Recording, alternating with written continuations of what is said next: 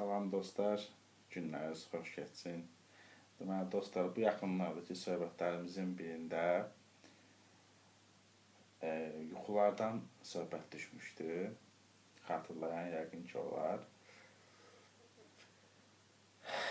Deməli, Nizaminin bir sevdiyim, əvvəllər oxuyub sevdiyim bir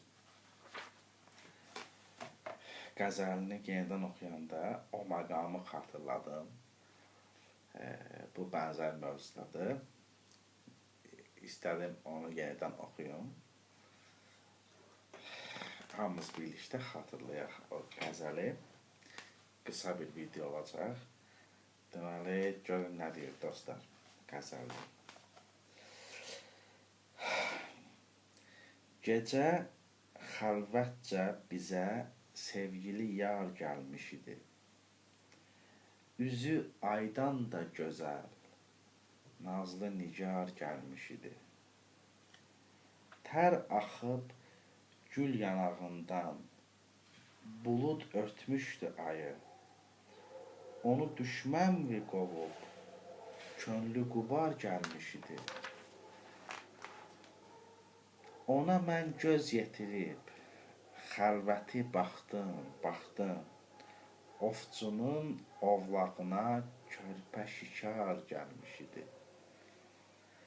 Uyuyub hər ikimiz rahat olub bir yatdıq.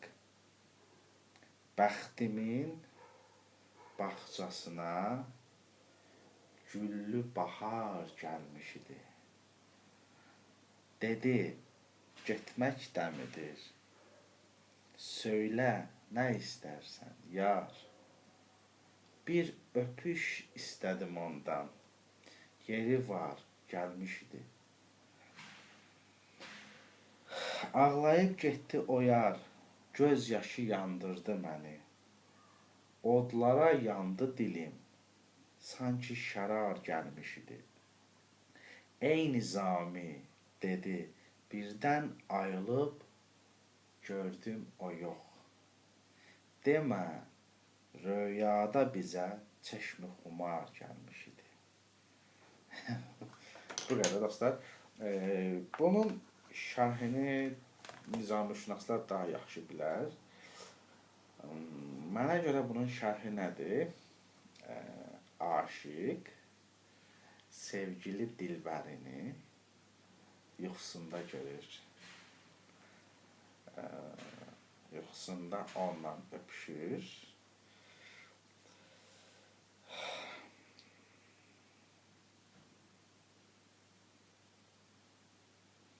Sonra da ayılıb görür ki, sevgilisi yoxdur. Sən deməmiş ki, sevgilisini bu yuxuda görürmüş.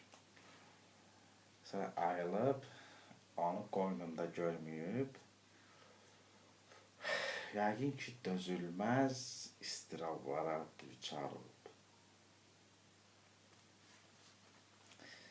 Qəzəl bu barədə zənn edirəm, dostlar. Sevgili dilbərin üzü aydan da gözəldir.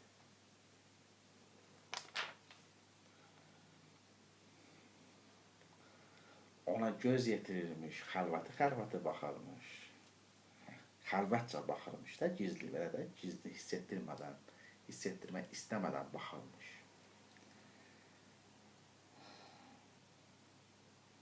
Getmək istərkən, yar, aşiqinə deyir, nə istəyirsən məndən? Bu da ondan öpüş istəyir. Sevgilisinin göz yaşı onu yandırır. Və birdən ayılıb, görür ki, sən demə sevgilisini röyada görüb. Bəlkə də titriyib. Sevincdən titriyib. Belə göylərə ucalıb, sevincdən ayrılıb. Görəndə ki, yox, sən deməmiş ki, dilbərini yuxuda görüb, onun qoynunda döyür, əzab içərisində çırpılıb yerə. Mən belə şərh eləyərdim, dostlar. Hələlik, özünüzdən müğayət olun, gecəniz xeyir.